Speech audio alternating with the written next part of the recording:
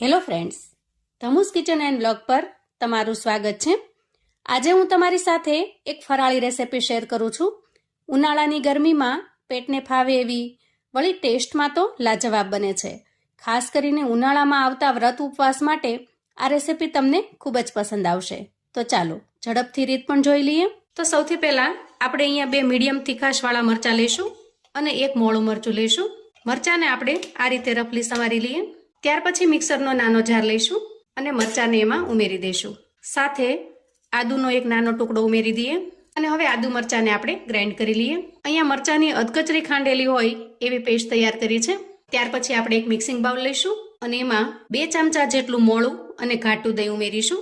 અહીંયા દહીં આપણે પાણી વગરનું એકદમ ઘાટું હોય એવું લેવાનું છે. હવે આપણે દહીંને એકદમ સરસ ફેંટી અને ક્રીમી ટેક્સચરમાં લાવવાનું છે. જુઓ, આ રીતે ચમચી, ચમચો કે વિસ્કરની મદદથી દહીંને સરસ રીતે ફેંટી લઈએ, જેથી એના અંદરના બધા જ લમ્સ દૂર થઈ જશે અને એકદમ સરસ ક્રીમી ટેક્સચરમાં આવી જશે. જુઓ, આ રીતે મોટાભાગે શિયાળામાં કે ચોમાસામાં ઉપવાસની અંદર ચટપટું ખાવાની મજા આવતી હોય છે, પણ ઉનાળાની અંદર જ્યારે ઉપવાસ રહીએ ત્યારે શું ખાવું એ પ્રશ્ન હોય છે. કે મસાલા વગરનું હોય, એકદમ ઝડપથી અને સરળતાથી પચી જાય એવું હોય એવું ફરાળ ખાવાનું પસંદ કરતા હોઈએ છીએ. અને આપણી આજની આ રેસિપી પણ એ રીતે જ બનીને તૈયાર થશે. અહીંયા આપણું દહીં એકદમ પરફેક્ટ રીતે ફેંટાઈ અને સરસ ક્રીમી ટેક્સચરમાં આવી ગયું છે.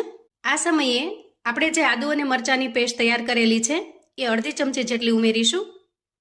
કાકડીના એક નાના ટુકડાને એકદમ ઝીણો નહીં પણ થોડો મોટા લચ્છામાં રહે એ રીતે ખમણી લીધો છે. તો હવે એને પણ ઉમેરીશું અને સાથે સાથે થોડી કોથમીર ઉમેરીશું.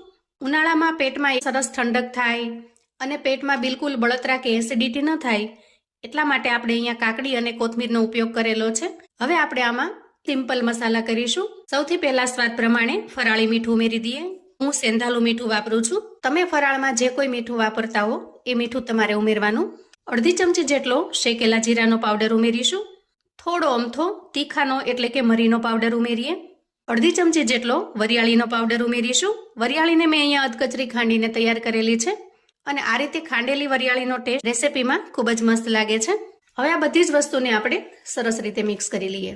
તો જુઓ, ખૂબ જ ટેસ્ટી અને પેટમાં જાતા જ પેટને ઠંડક આપે, રાહત આપે, બિલકુલ બળતરા ન થાય કે એસિડિટી ન થાય એવું કાકડીનું ફરાળી રાયતું બનીને તૈયાર છે. હવે આપણે આ તૈયાર થયેલા રાયતાને ફ્રીજમાં મૂકીશું, જેથી રેસિપી તૈયાર થશે ત્યાં સુધીમાં રાયતું પણ ખૂબ સરસ ઠંડુ થઈ જશે. હવે આપણે ગેસ ઓન કરીશું અને ગેસ ઉપર એક કડાઈ મૂકીશું. અહીંયા મેં એક નાની વાટકી જેટલા શિંગદાણા લીધા છે. વજનથી જોઈએ તો અંદાજે 50 ગ્રામ જેટલા થાય છે. શિંગદાણાને આપણે સરસ રીતે શેકી લઈએ. તમે શિંગદાણાની જગ્યાએ ફોફા કાઢેલી ખારી શીંગનો પણ ઉપયોગ કરી શકો છો. આજે જે હું તમને ફરાળ બનાવવા માટેની રીત બતાવી રહી છું, ખૂબ જ ટેસ્ટી એવું બનીને તૈયાર થશે અને સાથે સાથે પેટને ઠંડક પણ આપશે. અહીંયા શિંગદાણાની ઉપરની છાલ ધીરે ધીરે ઉતરવા લાગે, આ રીતે શિંગદાણા થોડા ફાટવા લાગે એટલે ગેસની ફ્લેમને બંધ કરીશું. તો વધારે પડતા ડાર્ક ન કરતા તૈયાર થયેલા શિંગદાણાને આપણે એક પ્લેટમાં કાઢી લઈએ અને થોડી વાર ઠંડા થવા દઈએ. શિંગદાણા ઠંડા થઈ જાય એટલે આપણે એને ક્રશ કરી લઈશું. જો અહીંયા મેં શિંગદાણાને ક્રશ કરીને તૈયાર કરી લીધા છે. ત્યાર પછી 250 ગ્રામ જેટલા બટેટાને બાફી અને મેં તૈયાર કર્યા છે અને એની છાલ ઉતારી આ રીતે મીડિયમ સાઈઝમાં સમારી લીધા છે. અહીંયા બટેટાના એકદમ ઝીણા ઝીણા પીસ ન કરતા આ રીતે મીડિયમ પીસ કરીશું, જેથી ઝડપથી મેશ થવા ન લાગે. અહીંયા બટેટાને સમારીને તૈયાર કર્યા પછી આપણે એનો સરસ મજાનો ફરાળી વઘાર કરી લઈએ. ત્યાર પછી ગેસ ઓન કરીશું અને ગેસ ઉપર એક પેન મૂકીશું. અંદાજે 2 નાના ચમચા જેટલું તેલ લઈશું. અહીંયા આપણે મસાલા અને તેલનું પ્રમાણ ઓછું રાખવાનું છે, જેથી ફરાળ પચવામાં એકદમ સરળ થઈ જશે. હવે તેલ સરસ રીતે ગરમ થાય એટલે આપણે 1 ચમચી જેટલું આખું જીરું ઉમેરી દઈએ અને 1 ચમચી આદુ મરચાંની પેસ્ટ ઉમેરી દઈએ, જે આપણે આગળ તૈયાર કરીને રાખી છે તે. અહીંયા મરચાંનું કાચાપણું દૂર થાય ત્યાં સુધી એને તેલમાં સાંતળી લઈએ અને ત્યાર પછી એમાં 1 ચમચી જેટલા તલ ઉમેરીએ. તમે જો ફરાળમાં તલ ન ખાતા હો તો તમારે સ્કીપ કરી દેવાના. ત્યાર પછી સમારીને તૈયાર કરેલા બટેટા ઉમેરી દઈએ અને તેલની અંદર સરસ રીતે મિક્સ કરી લઈએ. બટેટાને આપણે તેલની અંદર થોડી વાર ફ્રાય થવા દેવાના છે. ત્યાર પછી જ આપણે બાકીના મસાલા કરીશું, જેથી બટેટા ઉપરથી થોડા ક્રિસ્પી થઈ જશે અને ટેસ્ટમાં પણ ખૂબ સરસ લાગશે. ત્યાર પછી 1 ચમચી લાલ મરચું પાવડર લઈશું, એને બટેટામાં ઉમેરીશું અને સારી રીતે મિક્સ કરી લઈશું. તમે જો ફરાળની અંદર લાલ મરચું પાવડર ન ખાતા હો તો તમારે અહીંયા માત્ર લીલું મરચું જ વાપરવાનું છે. અહીંયા રેસીપી બનાવવામાં જે કાંઈ મસાલા હું યુઝ કરું છું એમાંથી ફરાળમાં તમે જે વસ્તુ ન ખાતા હો એને તમારે સ્કીપ કરી દેવાની અને તમે જે કાંઈ ખાતા હો એને તમે એડ પણ કરી શકો છો. જો આ રીતે મરચું મિક્સ થઈ ગયા પછી 2 ચમચી જેટલું કાકડીનું ખમણ ઉમેરીશું, અડધી ચમચી જેટલો શેકેલા જીરાનો પાવડર ઉમેરીશું. થોડો અમથો બટેટા છે એટલે વાયુ ન કરી જાય, પેટમાં ગેસ ન થાય એટલા માટે થોડો અમથો તીખાનો પાવડર ઉમેરીશું અને 1 ચમચી જેટલો વરિયાળી પાવડર ઉમેરીશું. ત્યાર પછી ઉમેરીશું સ્વાદ પ્રમાણે મીઠું. અહીંયા બટેકા બાફવા માટે જો તમે મીઠાનો ઉપયોગ કર્યો હોય તો મીઠું એ રીતે ઉમેરવાનું, કેમ કે બંને જગ્યાએ મીઠું વાપરશું તો બટેટા ખારા થઈ જશે. અને હવે બધી જ વસ્તુને સરસ રીતે મિક્સ કરી લઈશું. તો જો અહીંયા ફરાળની અંદર પેટમાં ઠંડક રહે, બળતરા ન થાય, ગેસ ન થાય, વાયુ ન થાય, એના માટે આપણે મોટા ભાગની એવી જ વસ્તુઓ વાપરી છે જે ઉનાળામાં ઠંડક આપે અને વળી આ રીતે બનાવવાથી ટેસ્ટમાં પણ બેસ્ટ બને છે. તમે જો ક્યારે આ રીતે ફરાળ ન બનાવ્યું હોય તો એક વખત ચોક્કસથી બનાવજો. હવે મસાલા ખૂબ સરસ રીતે મિક્સ થઈ ગયા છે. એ સમયે બટેટાની અંદર એકદમ સરસ મજાનો ચટપટો ટેસ્ટ લાવવા માટે આપણે અહીંયા અડધા લીંબુનો રસ ઉમેરીશું અને સાથે સાથે થોડી કોથમીર ઉમેરીશું અને હવે સરસ રીતે મિક્સ કરી લઈશું. અહીંયા લીંબુનો રસ ઉમેર્યા પછી તમારે જો થોડું ગળપણ ઉમેરવું હોય, થોડી દળેલી ખાંડ અથવા તો આખી ખાંડ, તો તમે ઉમેરી શકો છો. પણ મારા ઘરમાં કોઈને આ રીતે ફરાળની અંદર ગળપણ ફાવતું નથી એટલે મેં અત્યારે ઉમેર્યું નથી. હવે આ બધી જ વસ્તુને મિક્સ કર્યા પછી આપણે તૈયાર કરેલો શિંગદાણાનો ભૂકો ઉમેરીશું.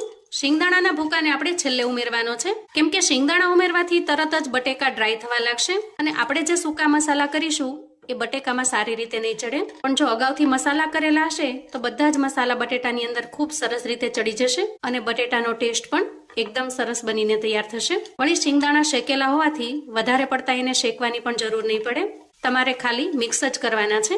વાહ, જુઓ અહીંયા એકદમ સરસ મજાના ચટપટા એવા ફરાળી બટેટા બનીને તૈયાર થઈ ગયા છે. ગેસની ફ્લેમને હવે બંધ કરીશું અને હવે આ ફરાળને કઈ રીતે સર્વ કરવાનું છે એ પણ હું તમને આગળ બતાવી દઉં. ટેસ્ટી ફરાળી બટેટાની સાથે ખૂબ સરસ મજાનું ઠંડુ ઠંડુ રાયતું અને થોડો ફરાળી ચેવડો. તો ચાલો ફરાળને સર્વ કરી લઈએ.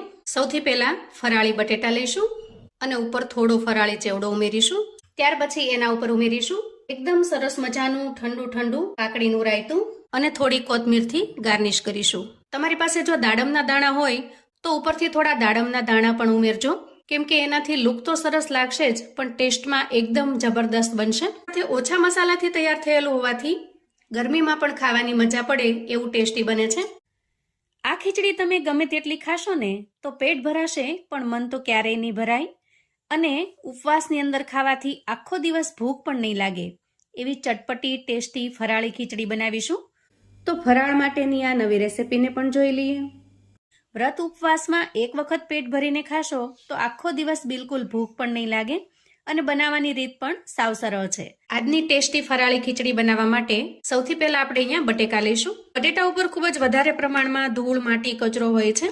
3 થી 4 વખત પાણી નાખી બટેકાને ખૂબ સારી રીતે ધોઈ લેવાના છે, જેથી એના ઉપર જે કાંઈ માટી, કચરો હોય એ નીકળી જાય. ત્યાર પછી બટેકાને બાફવા માટે આપણે કુકર લઈએ અને ધોઈને ચોખ્ખા કરેલા બટેકાને એમાં ટ્રાન્સફર કરીશું. અહીંયા મેં વજન પ્રમાણે જોઈએ તો 250 ગ્રામ જેટલા બટેકા લીધા છે અને અંદાજે 2 થી 3 લોકોને ફરાળમાં આરામથી થઈ રહે એટલી ખીચડી બનીને તૈયાર થશે. તો તમે જેટલા લોકો માટે આ ફરાળી ખીચડી બનાવવા માંગતા હો એ પ્રમાણમાં બટેકા લેવાના છે. હવે બટેકાને બાફતા પહેલા આપણે એના અંદર થોડું મીઠું ઉમેરી દઈએ અને જરૂરિયાત મુજબનું પાણી ઉમેરી દઈએ.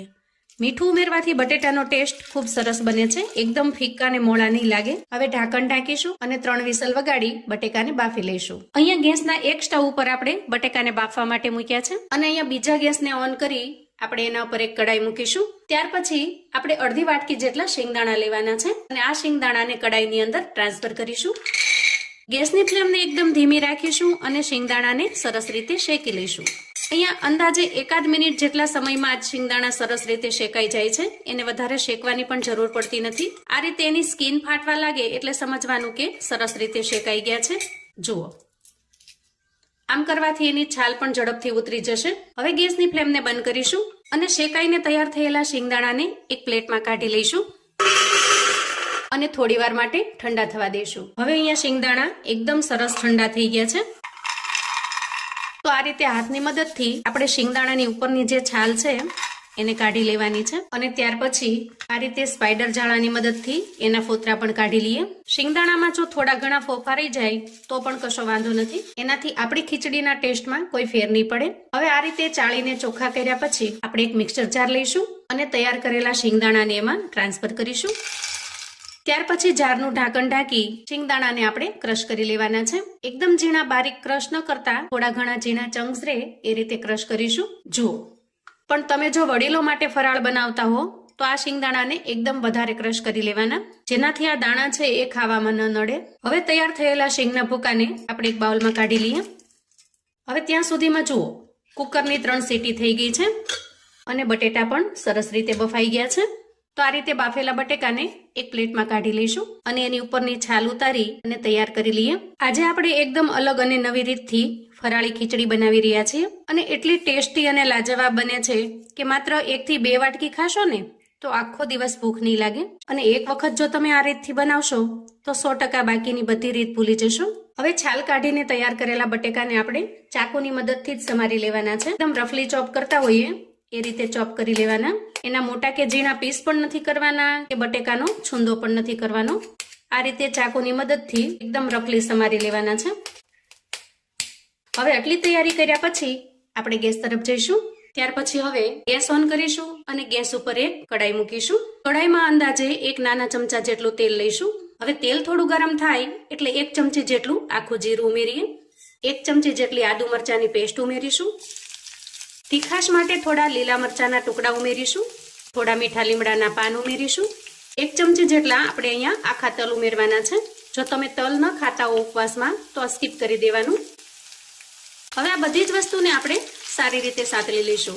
હવે આ સરસ રીતે સતળાઈ જાય ત્યારે 4 થી 5 કાજુને મેં આ રીતે 2 ફાડામાં વેચી લીધા છે, એને ઉમેરી દઈએ અને સરસ રીતે મિક્સ કરી લઈએ. આ બધી જ વસ્તુ સરસ રીતે મિક્સ થઈ જાય, થોડી સતળાઈ જાય એટલે આપણે તૈયાર કરેલો શિંગદાણાનો ભૂકો આપણે એમાં ઉમેરી દેવાનો છે અને એને પણ સારી રીતે મિક્સ કરી લેવાનો છે અને અંદાજે અડધી મિનિટ સુધી તેલની અંદર આપણે આ રીતે શેકી લઈશું. શિંગદાણા ઓલરેડી આપણે શેકેલા જ છે, પણ આ રીતે તેલની અંદર શેકી લેવાથી એકદમ સરસ ટેસ્ટી બને છે. હવે અંદાજે અડધો મિનિટ પછી અમે થોડી કિશમિશ લીધી છે એને ઉમેરી દઈએ.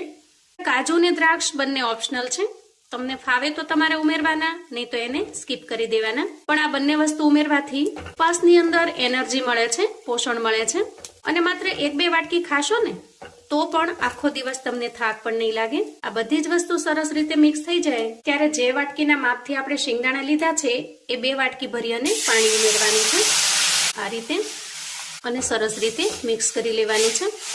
હવે ત્યાર પછી ઉમેરીશું શેકેલા જીરાનો પાવડર અડધી ચમચી જેટલો અને તીખાનો એટલે કે કાળા મરીનો પાવડર એ પણ આપણે અડધી પોણી ચમચી જેટલો લીધો છે. તમને જેટલી તીખાશ ફાવે એ પ્રમાણમાં ઉમેરવાનો અને બંને વસ્તુને સારી રીતે મિક્સ કરી લઈએ. હવે આટલા મસાલા કર્યા પછી આપણે તૈયાર કરેલા બટેકાને પણ ઉમેરી દેવાના છે અને સરસ રીતે મિક્સ કરી લેવાનું છે. હવે અહીંયા બધું જ સરસ રીતે મિક્સ થઈ જાય એટલે આપણે સ્વાદ પ્રમાણે મીઠું ઉમેરીશું. મીઠું આપણે અહીંયા છેલ્લે ઉમેરવાનું છે કેમ કે પાણી ઉમેર્યા પછી ખીચડીની કન્સિસ્ટન્સી એક્ઝેક્ટ બરાબર બને છે, એટલા માટે આપણે મીઠાને છેલ્લે ઉમેરવાનું છે. હવે જુઓ, અહીંયા ખીચડી ઓલમોસ્ટ તૈયાર છે. આ સ્ટેજે થોડો ચટપટો ટેસ્ટ લાવવા માટે આપણે અડધા લીંબુનો રસ ઉમેરી દઈશું. આનાથી ખીચડી એકદમ ટેસ્ટી અને ચટપટી બને છે અને લીંબુના રસને મિક્સ કરી લઈશું અને ત્યાર પછી ઉમેરીશું 2 ચમચી જેટલું મોળું દહીં. દહીં ઉમેરવું ઓપ્શનલ છે, તમારે માત્ર જો લીંબુની ખટાશ જ રાખવી હોય તો દહીં ઉમેરવાની જરૂર નથી, પણ દહીં ઉમેરવાથી ખીચડી એકદમ સરસ ક્રીમી ટેક્સચર વાળી બનશે. તો જો તમે ખાવાનું પસંદ કરતા હો તો દહીં ચોક્કસથી ઉમેરજો. અને હવે દહીંને પણ આપણે સરસ રીતે મિક્સ કરી લઈશું. છેલ્લે ઉમેરીશું થોડી કોથમીર અને સરસ રીતે મિક્સ કરી લઈશું. તો અહીંયા આપણી એકદમ પરફેક્ટ, ખૂબ જ ટેસ્ટી અને ખાતા પેટ તો ભરાય પણ મન ન ભરાય એવી ટેસ્ટી ફરાળી ખીચડી બનીને તૈયાર છે. જોતા જ ખાવાનું મન થઈ જાય એવી ટેસ્ટી દેખાઈ રહી છે અને 100% ગેરંટી છે મિત્રો કે આ રીતે તમે ક્યારેય ખીચડીની ટ્રાય કરી હોય, જ્યારે પણ ફરાળ ઉપવાસ હોય એક વખત આ રીતે બનાવીને ટ્રાય કરજો, ખરેખર તમને ખૂબ જ પસંદ આવશે. તો અહીંયા આપણી ટેસ્ટી ખીચડી બનીને તૈયાર છે. ગેસની ફ્લેમને બંધ કરીશું અને ખીચડીને સર્વ કરી લઈશું. વાહ, જુઓ એકદમ ટેસ્ટી એવી ફરાળી ખીચડી બનીને તૈયાર છે. વ્રત ઉપવાસમાં ફરાળી ખીચડી તો આપણે હજારો વાર બનાવી હોય છે, પણ આજે મેં યુનિક અને અલગ રીતથી બનાવી છે અને ડ્રાય ફ્રૂટ્સનો પણ આપણે ઉપયોગ કરેલો છે, જેથી ખીચડી વધારે ટેસ્ટી અને હેલ્ધી બને છે. તો વ્રત ઉપવાસની અંદર જો એકની એક ખીચડીના સ્વાદથી કંટાળી ગયા હો તો આ નવી ખીચડી ચોક્કસથી બનાવજો અને ખીચડીનો ટેસ્ટ તમને કેવો લાગ્યો છે એ ફીડબેક મારી સાથે શેર કરજો. તો મિત્રો, આવું અવનવું જાણવા માટે અને મને સપોર્ટ કરવા માટે ચેનલ પર જો તમે નવા છો તો પ્લીઝ ચેનલને સબસ્ક્રાઇબ કરો. વિડીયો ગમે તો લાઈક અને શેર કરો. તમારા સગા સંબંધી મિત્રોને પણ આપણી આજની એકદમ ટેસ્ટી એવી આ ફરાળી ખીચડીની રેસીપી ચોક્કસથી મોકલી આપજો, જેથી એ લોકો પણ વ્રત ઉપવાસમાં બનાવીને તૈયાર કરી શકે, એન્જોય કરી શકે અને એના પરિવારને પીરસી શકે. કોમેન્ટમાં મને ચોક્કસથી જણાવજો મિત્રો કે આજની આ એકદમ ટેસ્ટી એવી ફરાળી ખીચડીની રેસીપી તમને કેવી લાગી છે. ફરી મળીશું એક નવી રેસીપી સાથે. ત્યાં સુધી આવજો મિત્રો.